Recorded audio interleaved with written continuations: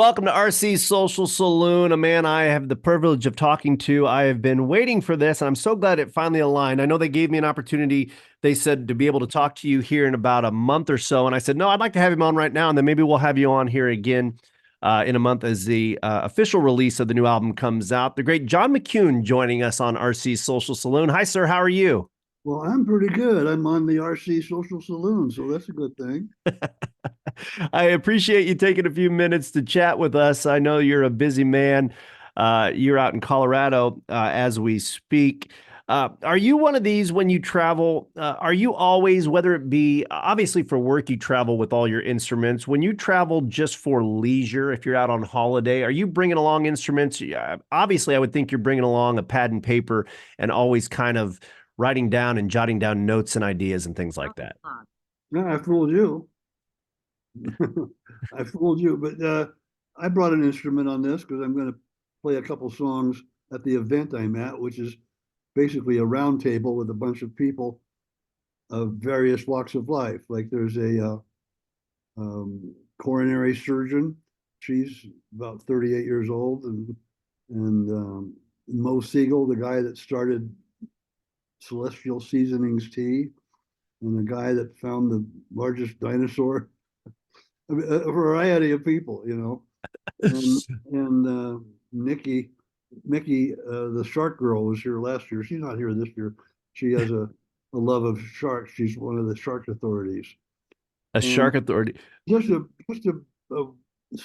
17, 16, 17 people, each a guy that's a magician that is an expert on magic history. People Well, that don't normally get together. it's funny you say that there's a magician on this round table. We're speaking with John McEuen. Didn't you and your good friend Steve Martin work at a magic shop when you were Yeah, kids? I get along great with the magician. He's a nice guy.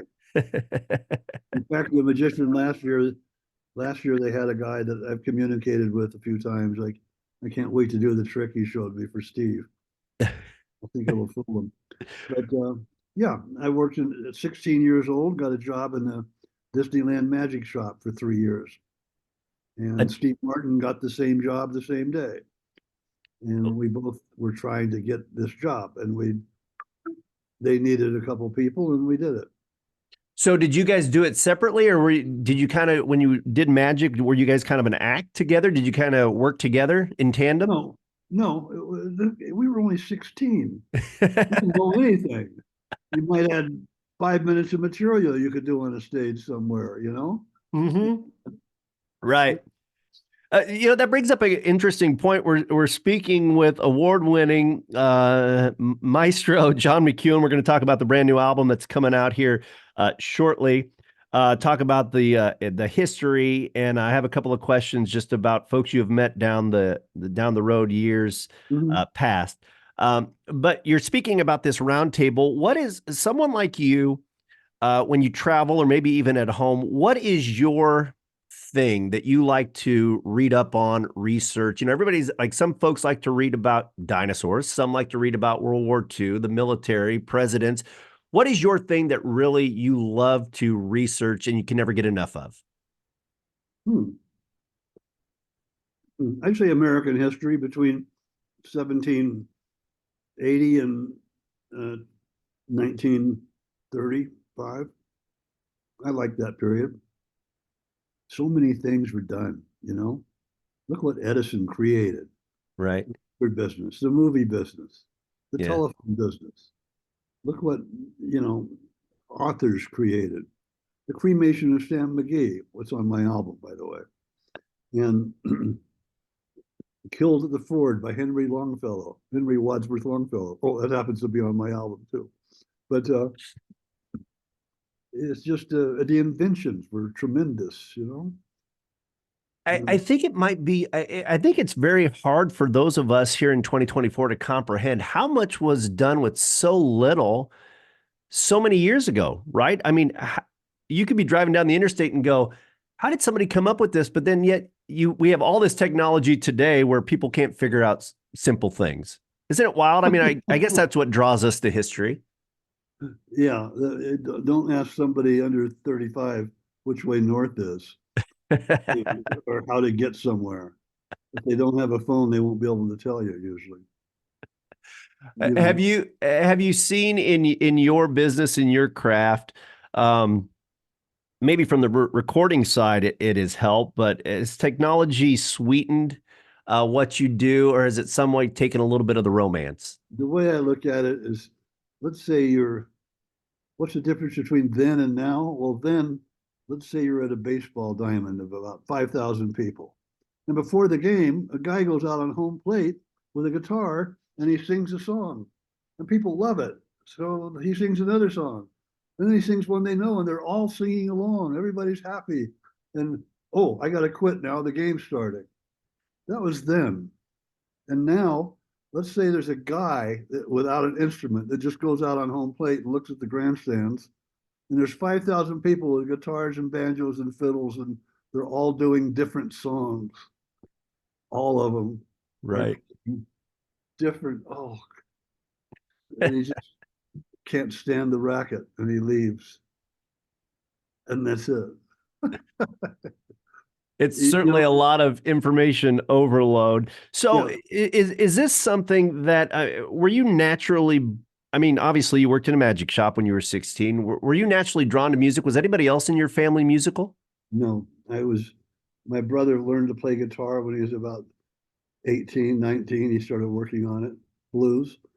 Lightning Hopkins type of blues. And then when I was 17, I got a guitar and I learned what I could for 6 months. And then I saw a group called the Dillards, which are also known as the Darlin family on the Andy Griffith Show. And I saw them at a club in Orange County called the Paradox. And that drove me nuts. I had to get a banjo and had to be Doug Dillard, Yeah. had to be like him, had to find out how do you play like that. Well, it was a good lesson. He and his brother Rodney exposed millions of people to bluegrass, good bluegrass. Right. Oh, and that brings up an interesting point. I guess you were going to be the one that I asked because I've always wanted to ask this at almost 30 years in country radio, and I've never known how to explain this. How do you explain when you play the banjo? How do people explain the difference between, say, an Americana song and a bluegrass song, right? Because inevitably, somebody that's listening to music hears a banjo and they just think it's a bluegrass song. Am I making sense? Do you understand where I'm coming from with that? Bluegrass banjo playing in bluegrass music is fairly constant. If it's traditional bass kind of bluegrass, you've got banjo, guitar, fiddle, maybe, mandolin, maybe instead of fiddle, or but bass and maybe a dobro. And the banjo plays a rolling pattern, low behind somebody singing, or he's doing chords when the mandolin is playing lead. And it has its part to be called bluegrass.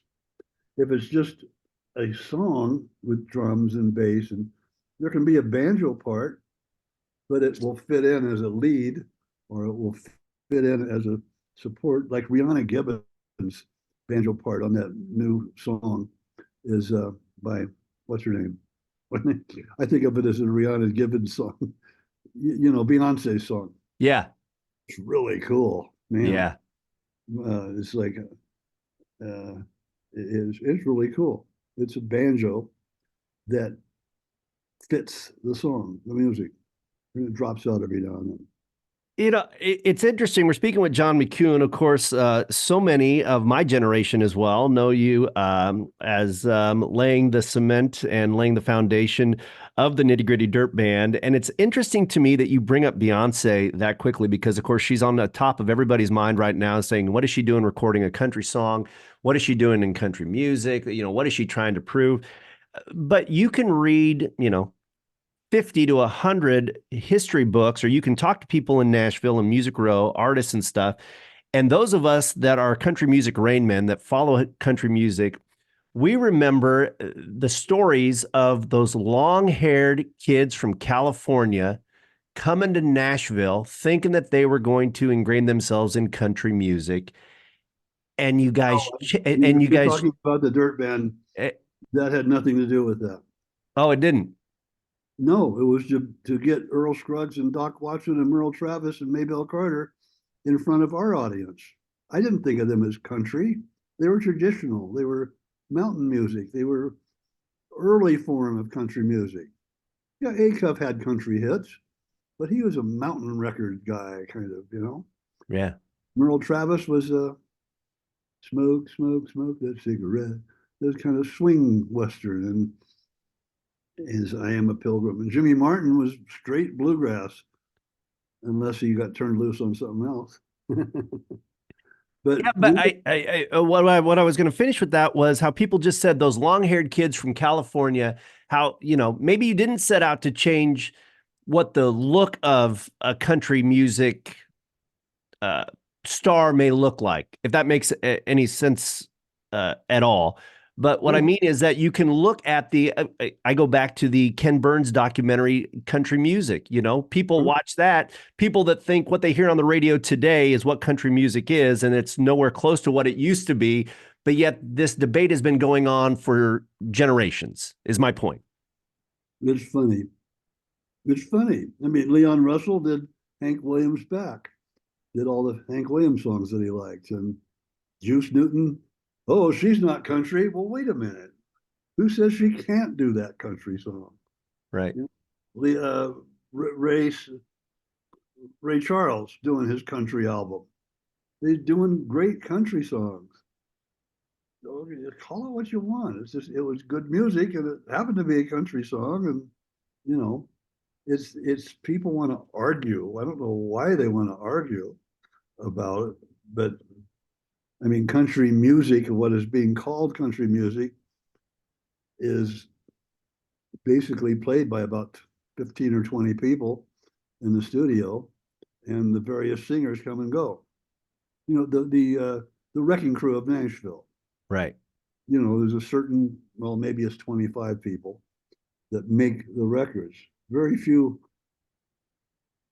The band Poco. Oh, yeah. When they were meeting with the record producer, this is 20 years ago, but for example, they were meeting with a record producer. He goes, yeah, I'll sign you guys. I only need the lead singer. The rest of you can go home. Oh, jeez. Oh, that kind of takes they didn't sign with Jimmy Bowen. They went somewhere else. Yeah. Yeah. But it's interesting, though. Again, we're speaking with John McEuen. The world has changed in the sense that we were talking about technology earlier, is that now a lot of these young singers and songwriters, does it help, or is it a detriment to the music business when a kid can go onto one of these apps and sing for a minute and get a record deal? Like, do they need to have a little bit of pain in their soul, in their veins, in their suffering to really get to the plateau? You mean experience? Yeah, experience. Or experiences with an S on the end? It will sustain their longevity. It will the approach that you talk about, having AI develop you can put into AI, write me a Dolly Parton song with this subject, with a cabin, a river, 4 or 5 things, and you'll instantly have a song that sounds like Dolly Parton, lyrically and melodically. But something about it is just not right. It won't sound exactly like a Dolly Parton song. It'll sound close to it. Right. I hope they don't get closer. Yeah, no kidding. When the machines take over. So when you're performing these days, since I was watching a great interview, and I'm sorry, I can't remember who it was I was talking about, but they were just talking about how in our lifetime, in our short lifetime now, we've seen how the world has changed with smartphones. Does it bother you? Because you hear a lot of artists talk about how it bothers them now that people will come with their cell phones and they hold them up to record, or they take pictures with their like they'll look out from the stage and they see people holding up their cell phones. Does that bother you, or is that no different than people holding up Polaroid cameras 35 years ago? At this age, it doesn't bother me. Take what you want. I'm not going to do 50 years of shows right now. I'm going to do maybe 5 or 10, and capture it all. I mean, you can't stop it, so why bother? Does it bother me? I don't think it's right to have maybe something out of an hour. You can make a face or do something bad that gets posted on YouTube or somewhere, and I don't know. It hasn't happened to me, but I've been lucky. And I've Yeah. seen other people that haven't been lucky. But having people record the songs or record the show or record there's arguments both ways. Right. You know, Fish, everybody record. Okay, start recording. We're coming on. You know, doesn't seem to have stopped their career. Well, and I thought about that because I recently saw what's it called? The Long Trip Home, the Final Eagle show with Vince and everybody. I just saw that show a couple of weeks back. And before they come on stage, they make an announcement and they say, please keep your video and photos at a minimum. And then there's like a short pause. And then they say, because we want you to be in the moment and enjoy the show.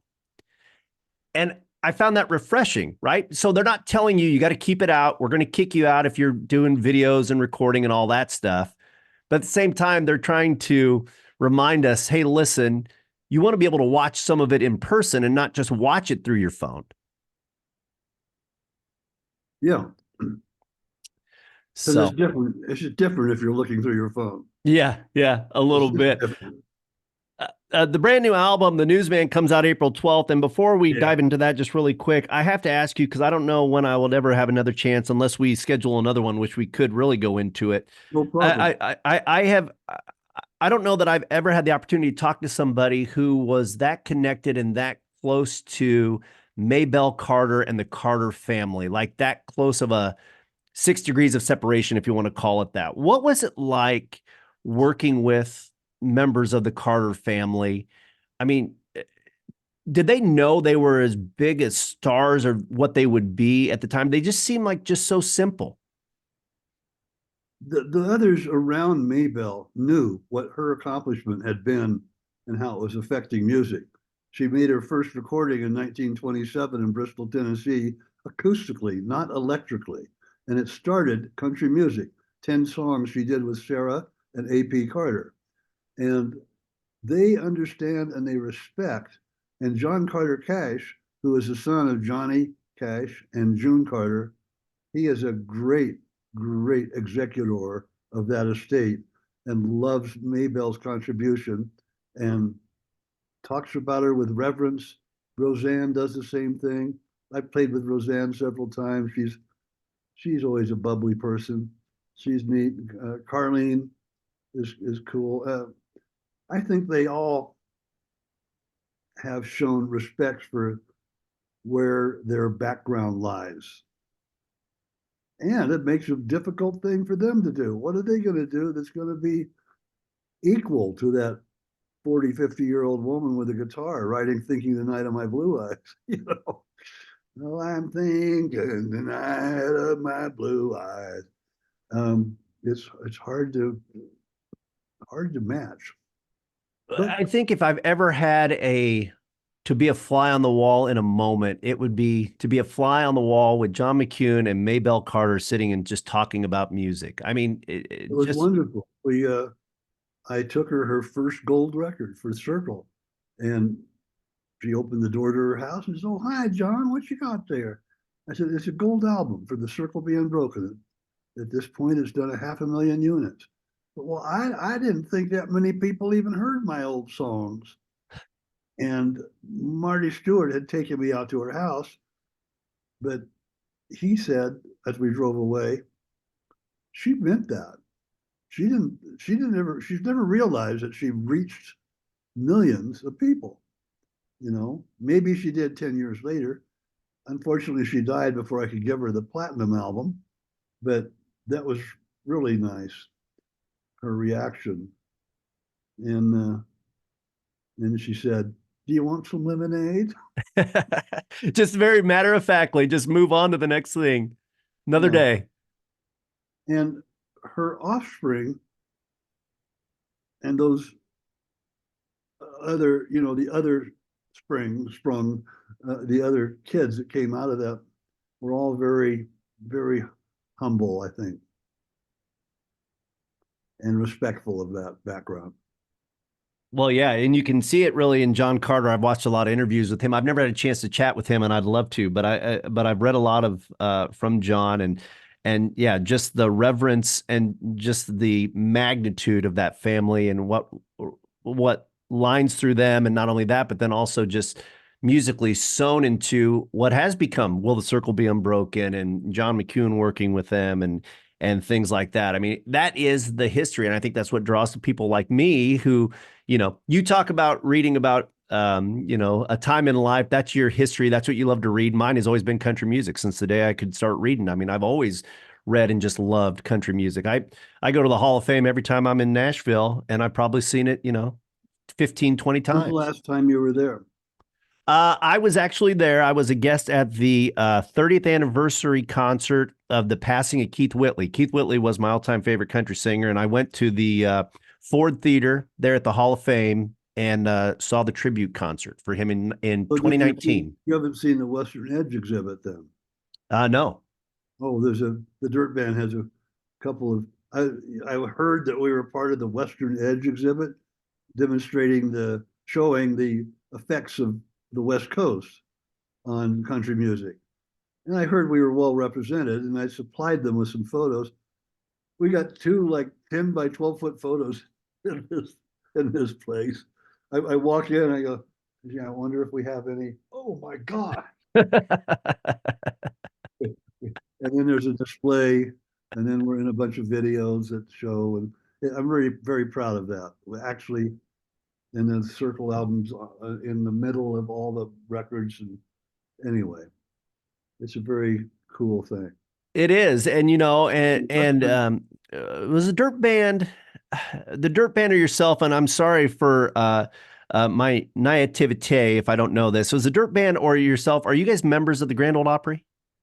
No, And the reason I asked that is because I thought I saw something where John Party, who was originally from California, was the first Californian ever to be asked to join the Opry, which I found very odd.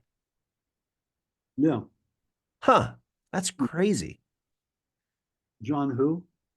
John Party. I don't know who that is. You don't know who John Party is? No. Okay. John Party, and who else is from California? Just a rich history of country music, folks. Gary Allen, of course, from California as well.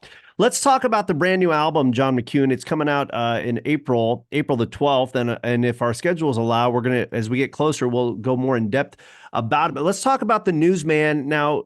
What made you want to put these collections together and get out? Now, have you been already performing them for people? And I imagine.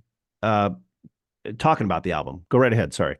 Well, I've performed a couple of these. The Mountain Whippoorwill I've done for years. I haven't done a version like this. This I did in an old church for an audience of one person, Jay Ungar, a great fiddle player, and it was about 11 at night. I had just finished recording the Made in Brooklyn album. I said, I'm going to do the Whippoorwill, and so I did it. And the Nui Ba Din, which is about a Vietnam battle, as written by a guy that was at the battle, and he wrote it and mailed it to his brother. His brother sent it to me years later in 2010. I didn't look at it but once. It was really a tough thing to read. And then I went a few years later, I got to record this. I had a couple of other things that were recorded but not used from years previous, and I had several that were new. It was just time for a talking album with music supporting the talk. And it's happened for, you got trouble, my friends, right here in Music City. Well, I'm a billiard player, certainly mighty proud to say, I'm always mighty proud to say it. The Music Man speech. Hank Williams Sr. did Talking Blues as Luke the Drifter. One of the tunes is Fly Trouble, which is a Luke the Drifter song from 1948 that I did with Mark O'Connor playing fiddle. And the Newsman is a piece I wrote about a man that affected me my whole career. A man that I saw on the way to the airport in 1967. thinking that my day was really tough, the one I had ahead of me. I'm going to work, 12 hours today. Oh, what's that guy doing? Oh, he's riding his motorcycle up. He's all hunched over. It's full of newspapers. Oh, he looks like he's crippled. And this crippled guy, as we called him then, was going to sell his newspapers that were all over his bike. Steve, the newsman. People knew his name. People at Ben Frank's restaurant, and you had the burnout hippies and the soon to burn out drug hippies and the worn out rockers of alcohol days that were all doing the same thing at Ben Frank's restaurant, eating breakfast, getting ready for their day, to go out and we're going to get that record company meeting today. Yeah, I got a meeting with an attorney. I'm going to go to the agent.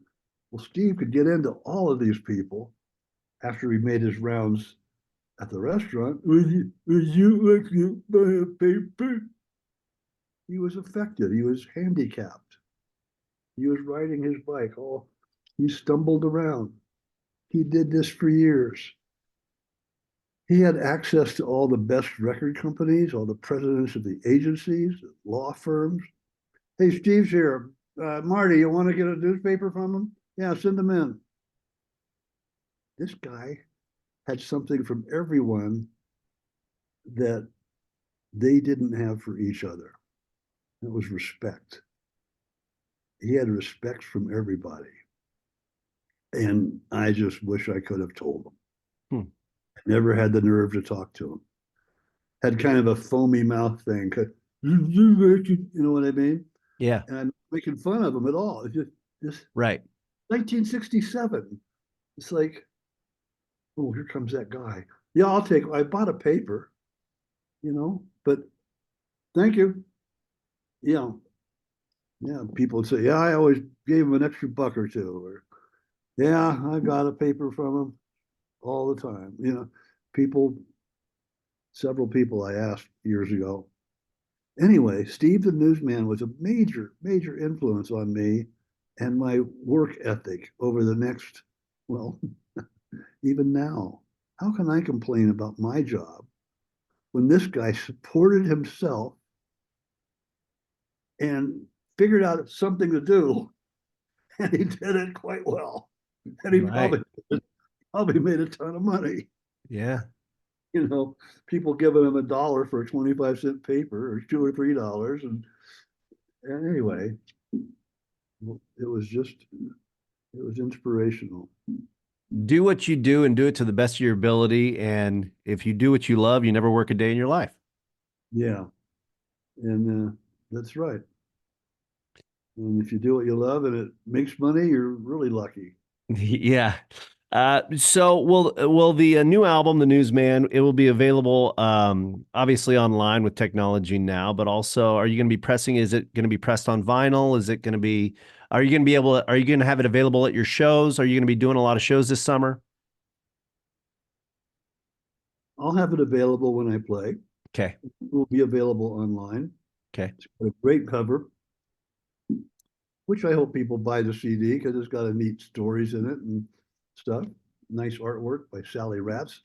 She's the one I had do the cover for the Steve Martin albums, the Crow album, which I produced on Steve, and we won a Grammy in 2010. And Sally Ratz does cool art, and she did one for me. That's all. Yeah, that's great. Do you find yourself, are you in this and been in this for so long, John McEuen? Oh, Are you doing it? And I mean that lovingly.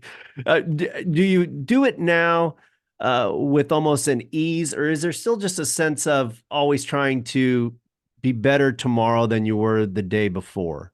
Right? Do you put pressure on yourself or not? I'm afraid I do. I'm not totally afraid, but I've sometimes it's like, calm down. You've got the job. You're not auditioning. Right. And I still feel sometimes like this thing I'm here doing this week is like, why am I here? I played banjo in a country band that almost made it and didn't. Well, we did somewhat, but we didn't. never to the success of REO or Doobie Brothers, you know. The Dirt Band has had a good career, but you know what I mean. Sure. I think it was not burning up 20,000 seats. Hey, 20, I saw you in the I saw you in the late 90s, and I think there had to be at least 16, 17,000 people packed in there. We were singing along to every single song that night. yeah, there were places that were like that, followed by playing the 400 seat club, the filler date.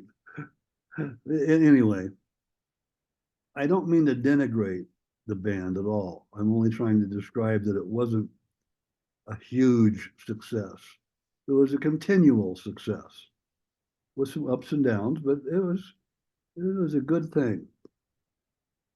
But I think, from an outsider and a fan, John, I think over all of that, the ceiling of that, or the tent of that, I should say, is um, what you had spoke about earlier was wanting to introduce Ralph Stanley and Roy Acuff and Maybelle Carter to your audience. Those of us that love country music, love the history of country music, know that it doesn't matter if the Dirt Band never made it to REO or Chicago level type of television success. It is it's so much Radio, more because country music wouldn't be what it was today had you not said, "Hey, I want to introduce Ralph Stanley and Maybelle Carter to our audience." And I mean that wholeheartedly. you mean Earl Scruggs, I think. Or Earl Scruggs, I'm sorry. Yes. Yeah. Well, Ralph Stanley too. That's why I put Clinch Mountain Backstep on Uncle Charlie album. Yeah. Clinch Mountain Backstep was a Ralph Stanley song. Doc liked that too. Doc, yeah, you've got that album with Clinch Mountain Backstep on it. That's where I live. He lived in the Clinch Mountains. That helped me But get. I but I remember, if you know the movie Back to the Future, I truly do feel that, and I don't mean to pour my soul here to you, but I truly believe that that conversation and you're thinking of doing that really could have changed the course of time, and it got us a lot of where we are today in a good sense because we're reminded of where we were and what the foundation was. I So, think, as a fan, thank you. yeah, you're welcome. And I appreciate the fact that you think we contributed something that was an effect on others. I hear people trying to sing, sounds like to me, trying to sing like Jimmy Ibbotson, and or a record sometimes that sounds like the acoustic Dirt Band with drums, and sometimes has that sound. It's really neat.